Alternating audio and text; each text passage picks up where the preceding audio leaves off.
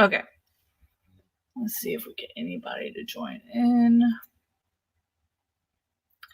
I don't know how to watch my own channel live stream thingy.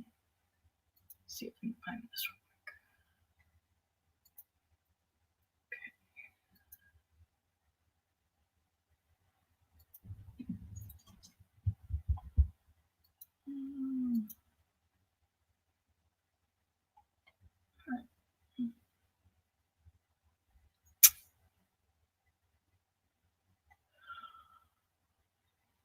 We can just write if anyone wants. I want to give people a chance. This wasn't planned, so I didn't like pop it on to Facebook at all till just now.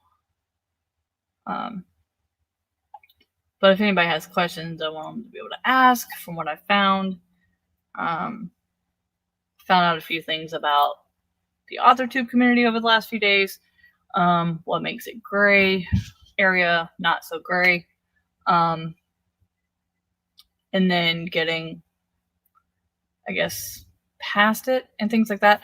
There's some things I think we have not thought about. Oh, that's way too bright. That I want people to be able to ask questions about as well. Because I know a lot of people do vlogs and things like that, and that's kind of a scary thought. There's the doggy. But if nobody wants to, that's fine too. I know a few people did, and that's why I decided to pop this on. I know it's really late for the East Coast, so you guys might not even be awake. But my neckline is like really aggravating me right now.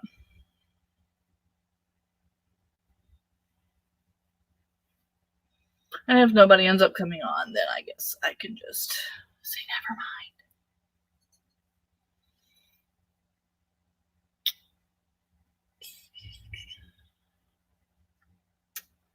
Give everybody a few more minutes. Because not only do I want to talk about just the fears that certain creators and authors do have, but I also wanted to, I found some, in case YouTube goes south, I found some other sites that we could use.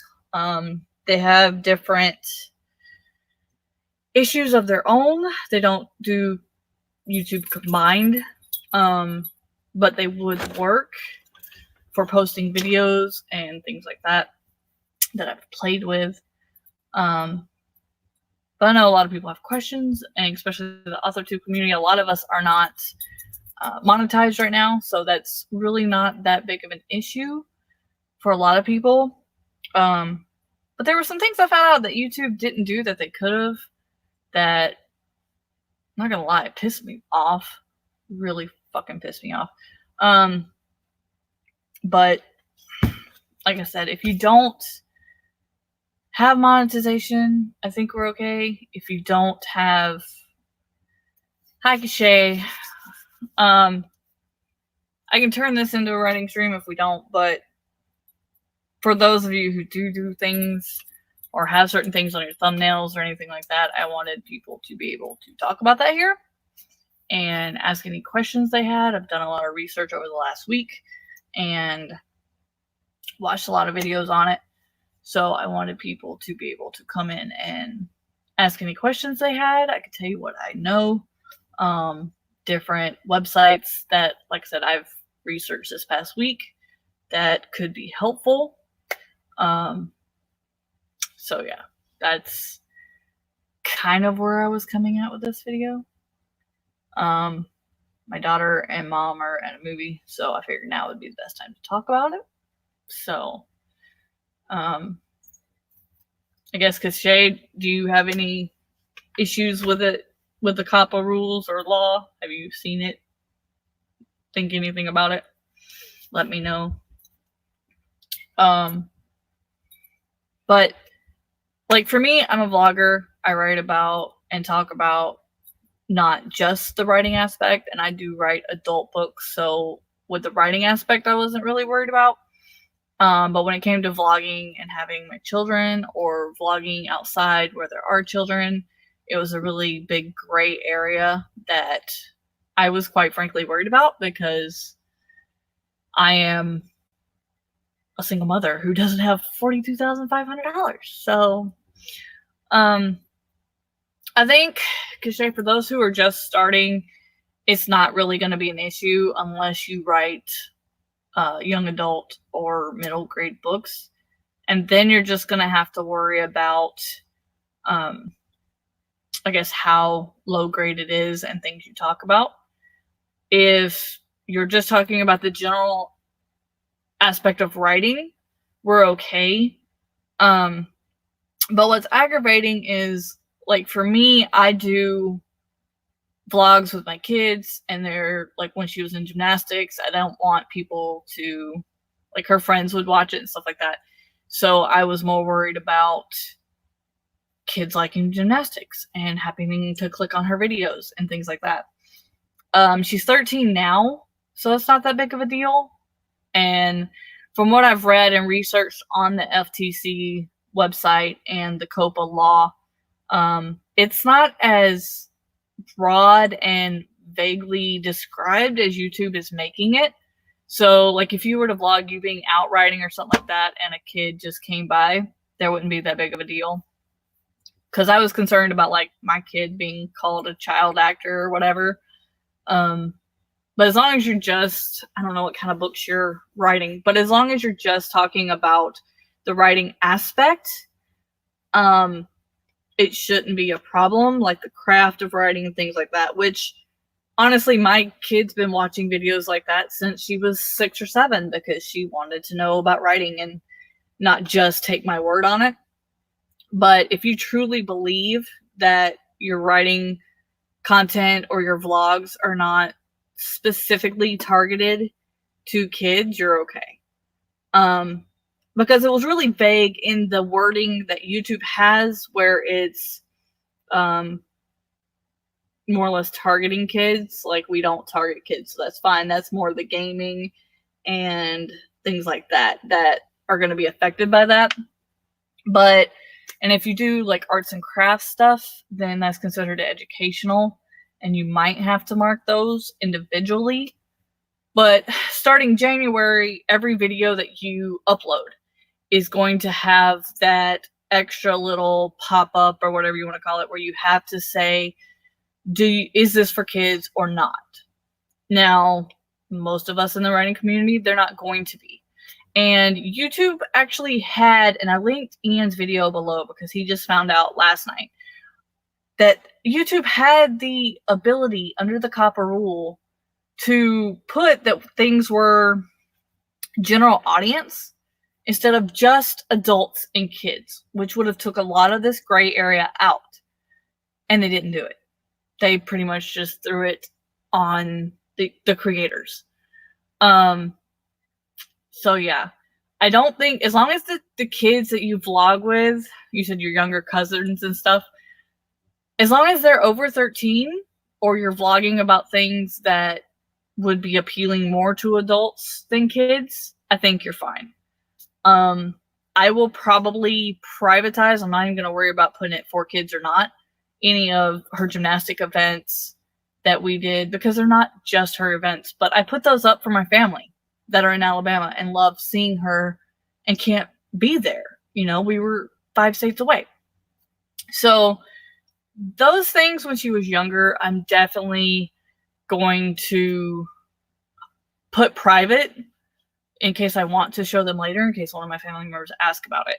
But now that she's 13, as far as I'm concerned, I don't do the vlogs for kids. I do them for adults, and she doesn't do gymnastics anymore. But I was really afraid, and I asked Roberto and I asked Ian and all of those that are in the higher parts of creators and things like that.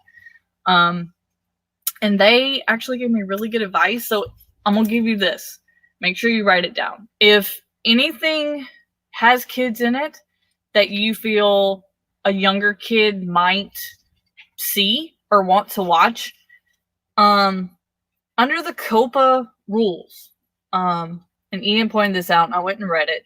This was the general audience thing. 16 CRR section 312.2. that is what they consider the general audience rule, where it's not specifically targeted for kids. It may show kid content, but is not for kids. That is what that would fall under. And so for all of those older videos where she is 12 going on 13, I'm definitely going to put that in the comments that this falls under this ruling. That way, if the FTC do come across it and see that there's a kid on the thumbnail, or like when we went to the zoo and things like that, I'm definitely going to put that in the description because it falls under general audience, which COPPA and the FTC said is fine and is not targeted to kids, but kids might like it because it's something we did. She's in it, but she's not specifically targeted. She's not some child actor. I had somebody, when I was asking Roberto about it today, tell me I should quit exploiting my kid. But the thing is, I didn't make them for YouTube. I didn't make them for anyone other than the AuthorTube community and my family to see. Now, if a kid wants to see it, great. The zoo is beautiful. Omaha Zoo was one of the biggest in the U.S. I mean, why wouldn't you want to see pretty stuff? But, so that's definitely something that I think the community really needs to put if you're a family vlogger or things like that, because obviously YouTube is not going to have our back, and I would hate to see somebody be crapped on because of that. I really would. But even starting out on your thumbnails, I wouldn't put, like, I don't know about emojis because they kind of fall in the middle, but any cartoon or animation stuff, I definitely wouldn't put like on your thumbnail because it's attractive to kids. But I think otherwise we'll be okay. And it is really crappy. I'm not gonna lie, I cuss, but I'm not gonna cuss more just so that my video is more targeted to adults. I'm not gonna do that. So that, you know, I cuss a lot, I'm not gonna lie, but I'm trying not to anymore.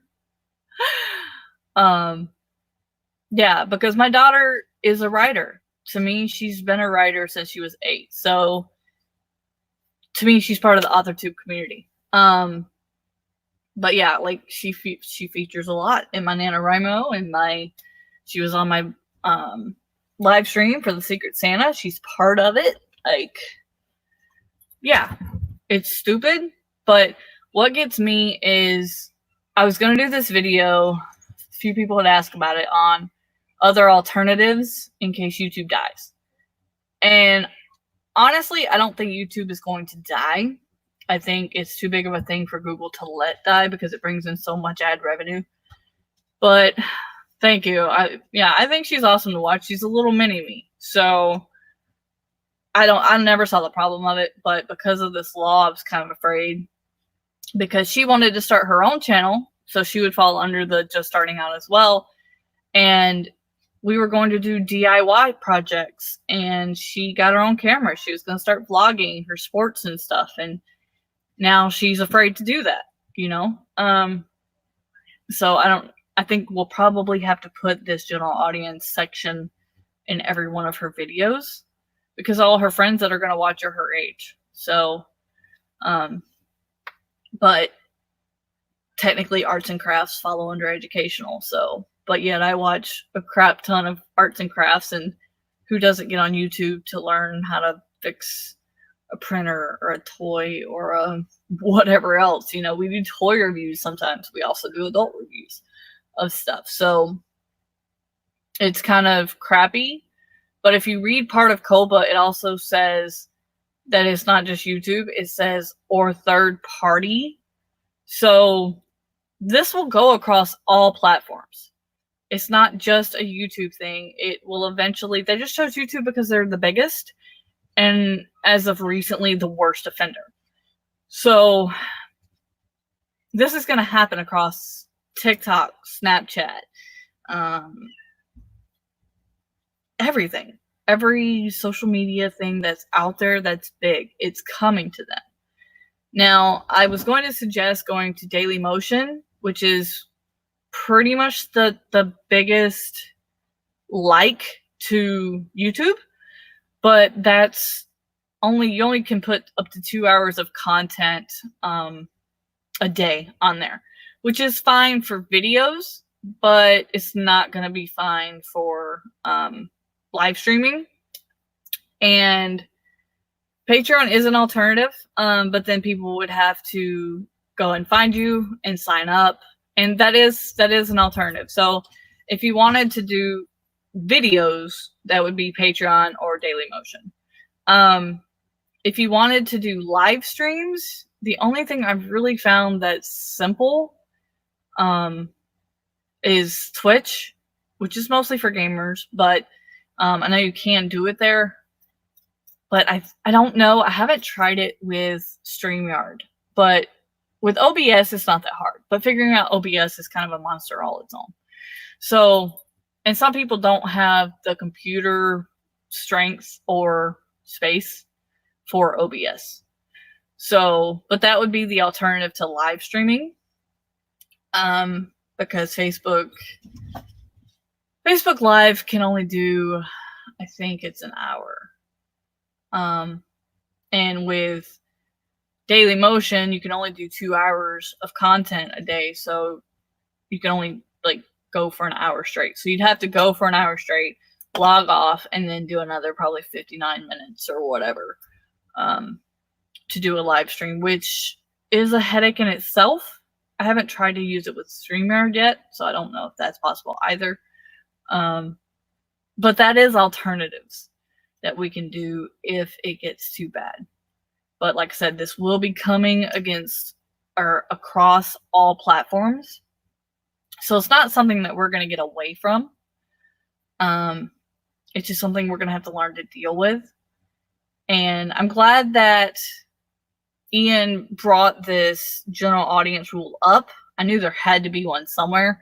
And so I don't know how to do it on here, but I pulled it up, and it looks like if you have content that, like I said, has kids under 13, but it's not meant for kids under 13, that's going to be the safest way to cover your ass, quite frankly. Because I don't want to quit doing vlogs with my kid. I mean, yes, she's over 13, but her friends watch it to see what we do on the weekends, and her friends in Nebraska do it to see what we're up to now that we've moved and things like that. And I don't want to lose that. I don't want my family in Alabama to miss seeing her grow up, and in Texas and in Nebraska. So I wanted to get this out there to people and see if anybody had questions. But this whole maybe attracted by kids under 13 was really kind of screwing with my head. And so I did a lot more research on it. And as the bigger YouTubers find more, they keep talking about if you're monetized and ad revenue and things like that. And I don't think we're going to lose or not lose, but I don't think we're going to get as heavily monitored by the FTC because we're not monetized. So there's no ads for anything to target. So I think we're safe. But as people get more viewers and get to that monetization part, it's really something that you're going to have to really look into. Your thumbnails are not going to be as eye-catching anymore because you can't use certain colors. I guess vivid colors or enticing colors is what I would call it. I'm not going to put my daughter in any of the thumbnails anymore, even if she is in them. And if it's more to do with her thing than mine on a weekend, if she's got a game or something, I would definitely put this 16 CRR section 312.2 in the comments, or I might just post it at the beginning of every video. Because that way FTC can say, okay, she's general audience, and YouTube can just kiss my ass. So I'm not happy with what YouTube does. I have a degree in business management, so I get where they're coming from a legality standpoint. Would you stop, cat? My cat's over here moving the door, sorry. I get where they're coming at from a legality standpoint. It's stopping them from getting sued again. It's taking the blame away from them, but it doesn't make it right. And yeah, I mean, that's the thing. We're all kids at heart. Pokemon stuff, any generational Batman, Robin, any of that stuff for us is generational, but little kids watch it too. So, you know, I know people, adults that play Fortnite and Call of Duty and things like that 7, 8, 9-year-olds play. I mean, like, I don't think it's right what YouTube did, even though I understand it, but they didn't make it easy for us.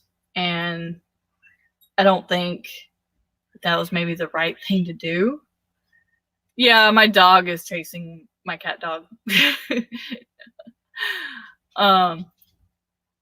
But I didn't know if maybe anybody here had fears of what COPPA was going to do in the YouTube community. And so I wanted to address it because I was like, oh crap, my kid's about to start a channel and she's right at that age they're talking about. And yeah, I didn't want to have that issue. But yeah, this general audience rule has been in effect since 2005. Sorry, because the rule was made in 98. Then it got updated in 15. So it's been there for a while. It's not like YouTube said, oh, this just happened. They had a chance to put a kids, a general audience, and an adult and still get their views. So I know it's all about ads and making money and all this bull crap, but I don't know. For those of us that do vlogs, and I mean, like Kim Chance, if she's monetized, or anybody else that is, they're gonna have to worry about this a lot more. But for those of us who aren't, I think we're okay for now. But if you have any fears about that, and feel free, anybody, anytime, to ask me what that general audience section is. I can type it right at whatever. But yeah, my dog's keeping me company. I'm chasing dog cat. But I don't know. Did you have any more questions, Cachet? Because I've been playing with Dailymotion all week, and I have OBS on my 4 terabyte computer behind me, but I can't do it on. I might do it on this new laptop. I haven't downloaded it. But OBS is kind of confusing to learn, but once you get it, it's pretty easy. I can do it for myself, but I don't really know how to add people in it. But it's aggravating. But yeah, we're just gonna get rid of. You need your mouth washed out, Gabe. You really do. Gotta have trolls, right? You know you're doing something right. But it's stupid, honestly. It's just stupid. But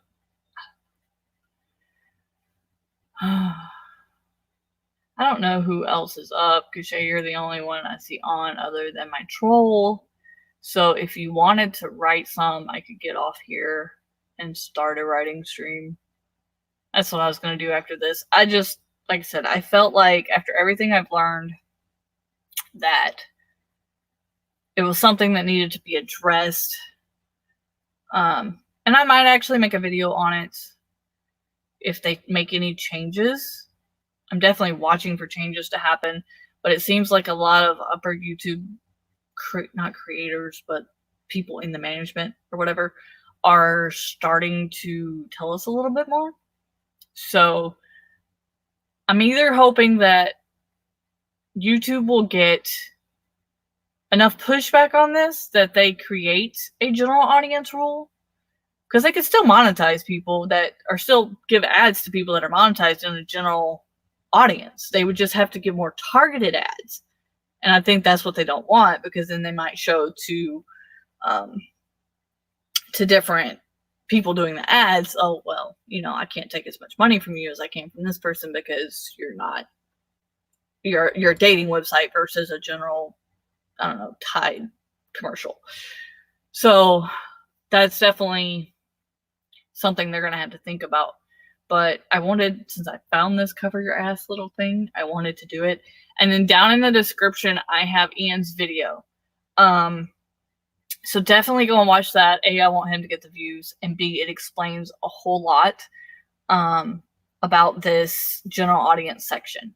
So definitely go watch that before you go to bed. And anything else I learn, I will definitely jump on and talk to y'all about. And then as December rolls around, and I think it's me and DL and Aphrodite, and I think Alec, we're kind of doing a informal nano. I have an entire book I have to get edited. I will be jumping on instead of doing weekly videos because it just takes too much to edit. I'm just going to jump on every night and give daily updates. So if you have any more questions that you think about or anything, you can ask me there. I don't mind.